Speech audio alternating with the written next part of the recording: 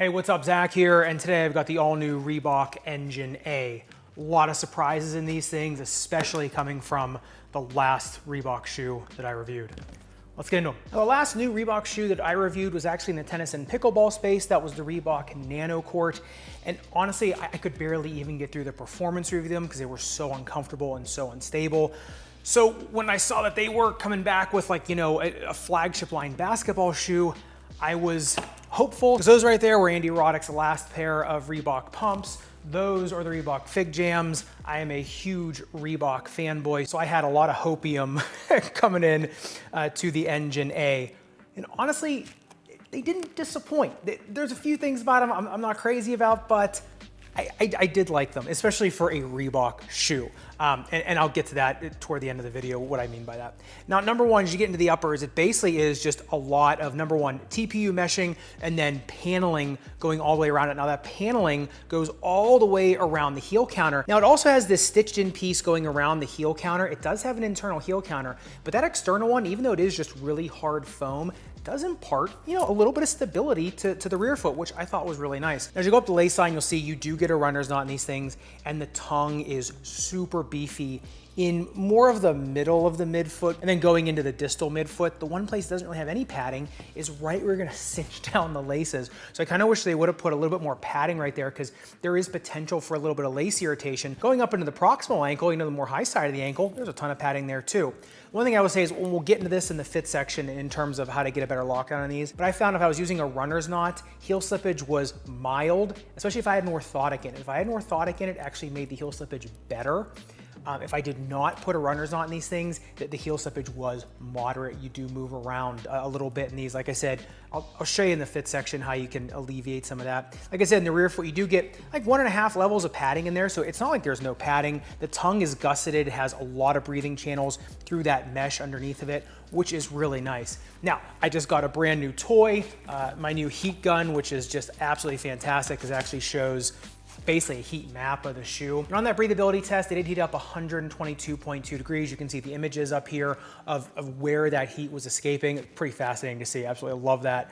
The external temperature, peak external temperature got, a little over 190 degrees. So these shoes just kind of heat up in general a lot. Look at these things on the breathability mapping. And you could see fog is getting out of the distal forefoot a little bit out of the sides, but I think that gives a little bit of a clearer picture as to heat dissipation versus moisture dissipation. So you can see most of it's in the forefoot, but enough heat radiating out of the sides of the shoe too. So it actually doesn't do that bad of a job for how substantial the shoe is, how thick the tongue is, how much paneling you get, how much containment in the uppers there are. The one thing I will say is, because of all this paneling, you do get some bending and snapping in the forefoot. It was a little annoying at first.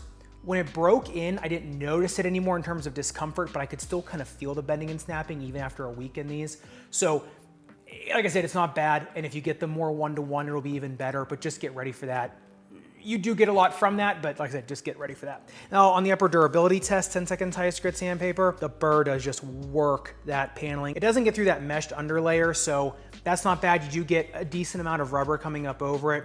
On outdoor courts, though, I think this is just gonna get torn up. On indoor courts, because there is a decent amount of rubber, you should be okay. It might start looking a little bit weird though. I think it's just kind of depending on how much force you put down. All right, now getting into the midsole teardown, I know these are two different companies, but I had really high hopes for these because after cutting the Shaq Speed Demons open and seeing what was underneath of those, which is a budget shoe, I was not disappointed.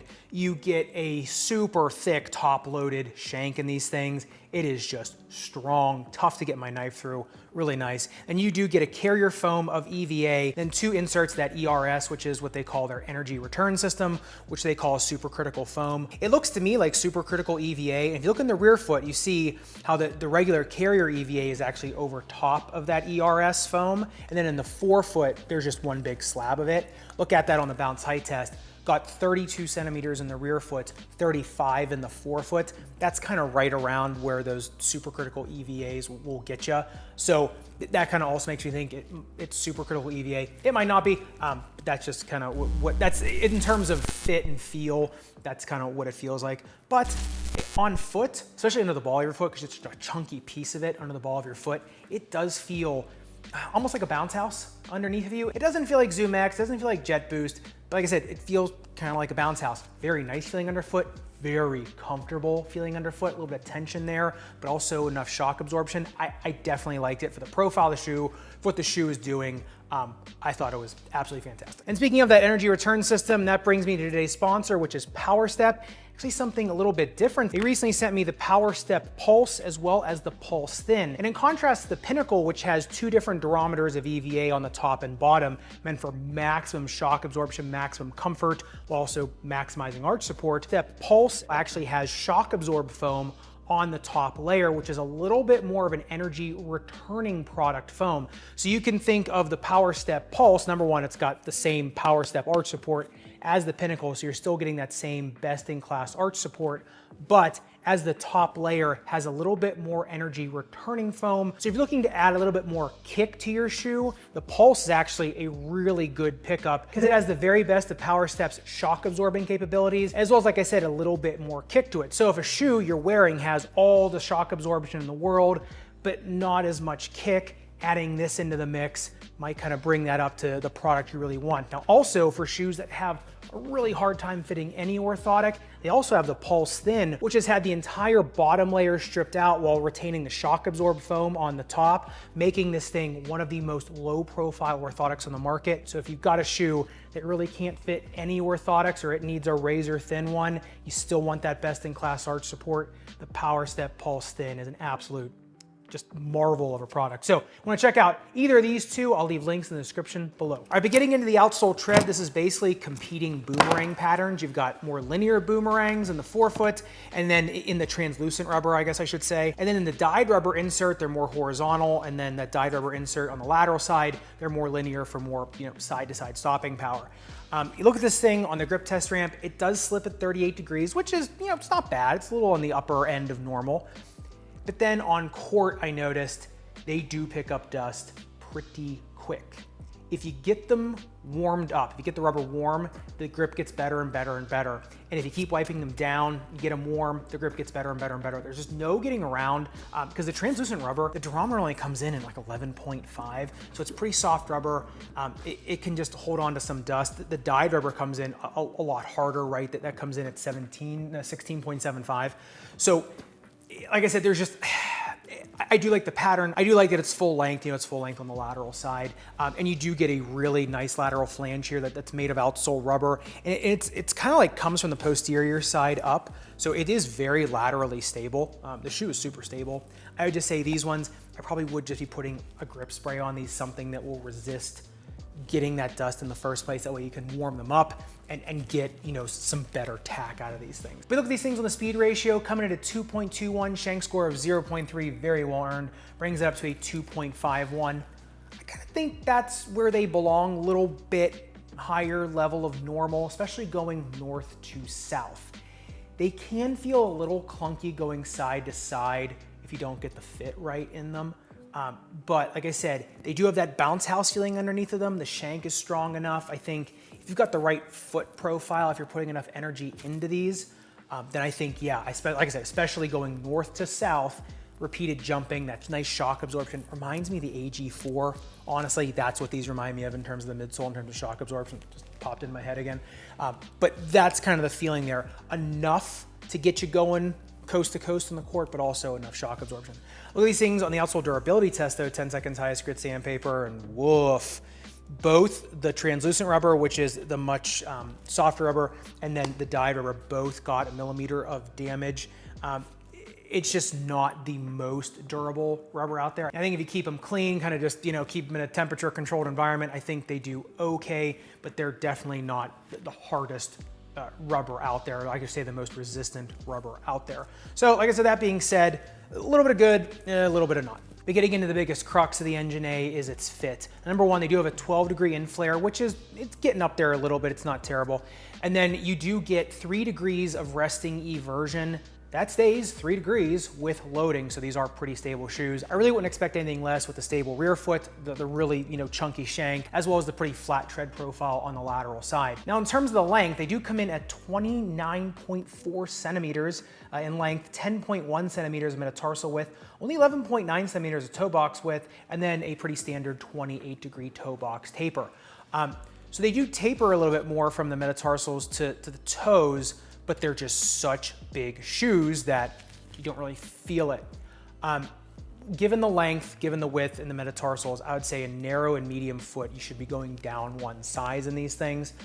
If you're a 2E and you can put an orthotic in them, they feel a lot better. That's what I was saying. I think like that's just, it makes you fit the shoe a little bit better as a 2E. And I think you can go true to size. A 2E though, if you don't mind some break-in, I hate to say this, but you can go down a half size if you're looking for more side to side, kind of more nimble play out of these, because they can feel a little bit clunky because they're just so big. Right now, if you're a long-footed 2E, go true to size. Long-footed 4E, or really any 4E, I just go true to size as a 4E. Like I said, I had these in my true size as a 2E, and with an orthotic, they felt a lot better in terms of that side to side kind of, a little bit more, nimble footwork, as nimble as I get going side to side, but it's enough to tell that they can feel a little bit floppy. I'd say though, if you're able, go down that size. They'll be a lot more nimble for you. The heel slippage will be a lot less. You just line up with the shoe a little bit better. In terms of the snake bitten foot, fantastic, right? For heel pain, ball of foot pain, arch strain, ankle sprainers, orthotics, braces, anything. They're not ridiculously heavy. You get a lot for the weight that's in the shoe, right? Like you actually get a lot back from it. So in terms of a shoe for, protection in the foot, something like I said, is gonna give you a little bit of buoyancy under there, something you need, protected from maybe like you're playing on like this court that I have here, which is, that vinyl court right underneath of it. I mean, there's a little bit of a pad under there, but it's, it's just a little underlayment. Then it's hard concrete. This is a lot more of an unforgiving floor than, a hardwood floor, especially for those kind of courts, like a carpet court, something like that, especially when there's just concrete underneath of it, that there's no like actual, hardwood system underneath. Absolutely fantastic. These are, like I said, if you can get the fit right, yeah, these will do you very well. Super pleased, like I said, with this. And like I said, I like it for a Reebok shoe because it looks like a Reebok shoe, right? Like the Fig Jams, they look pretty out there, right? The pumps, like the newer pumps and the older pumps, they just look a little bit different. And this has that same kind of Reebok look to them. I definitely think I'm probably gonna be buying another pair of these just for myself because I like Reebok. So I'm probably just gonna buy them again. People always ask me, do you ever buy 2 pairs of shoes? In this case, they might get my money twice because I just like the look of them. And I just like the fact that Reebok made a really cool, not only looking shoe, but functioning shoe. So I'd love to hear your thoughts in the comments down below. And hey, if you do want to see what Nike just came up with, their update to the Nike GT Cut 3, the turbos, and a little bit of the bells and whistles they put on those, make sure you click into this video up above and subscribe down below. Respect to everyone, foam. I'll see you somewhere in the Sneakerverse.